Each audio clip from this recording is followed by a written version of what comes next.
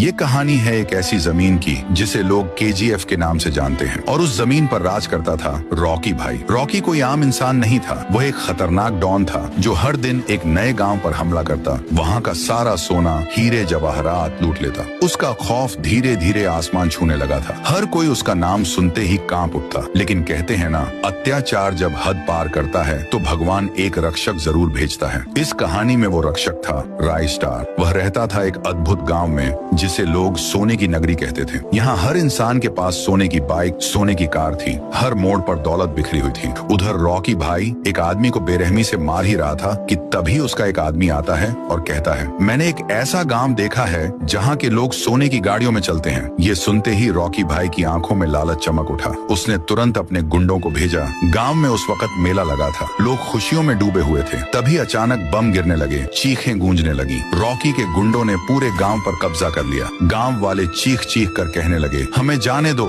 लेकिन उन दरिंदों को कोई रहम नहीं आया। गांव के एक कोने में छिपे हुए थे ज्ञान भाई। उन्होंने ये सब अपनी आंखों से देखा और सीधा दौड़े राइस्टार के घर। राइस्टार किसी से बात कर रहा था, तभी ज्ञान भाई हांफते हुए अंदर आते हैं। राइस्टार पूछता है, क्या हुआ ज्ञान, बहुत परेशान लग रहे हो। ज्ञान भाई बोलते हैं, गांव पर हमला हो गया है, जल्दी चलो वरना सब मारे जाएंगे। राइस्टार बिना एक पल गंवाए अपनी लैम्बोर्गिनी निकालता है और दौड़ पड़ता है। उधर गांव में एक गुंडा हंसते हुए बोलता है, अब कौन बचाएगा इन सबको। तभी एंट्री होती है राइस्टार की। जैसे ही आता है, दो गुंडों को हवा में उछाल देता है, तीसरे को पकड़ता है और कहता है, जाकर अपने बॉस से कहना जिस गांव पर वो कब्जा करना चाहता है उसका रक्षक मैं हूँ। वो गुंडा डर से कांपता हुआ भागता है और रॉकी भाई को सारी बात बताता है। रॉकी भाई गुस्से में दहाड़ता है, किसकी इतनी हिम्मत कि मुझे चैलेंज करे, अब तो उसे जिंदा नहीं छोड़ूंगा। अगले दिन फिर से हमला होता है, लेकिन इस बार हथियार नहीं, जंगल से निकले खूंखार जानवर गांव पर टूट पड़ते हैं। तबाही मच जाती है, सैकड़ों लोग मारे जाते हैं। सिर्फ ज्ञान भाई और कुछ लोग ही बचते हैं। रॉकी भाई जोर से चिल्लाता है, कहाँ है तुम्हारा हीरो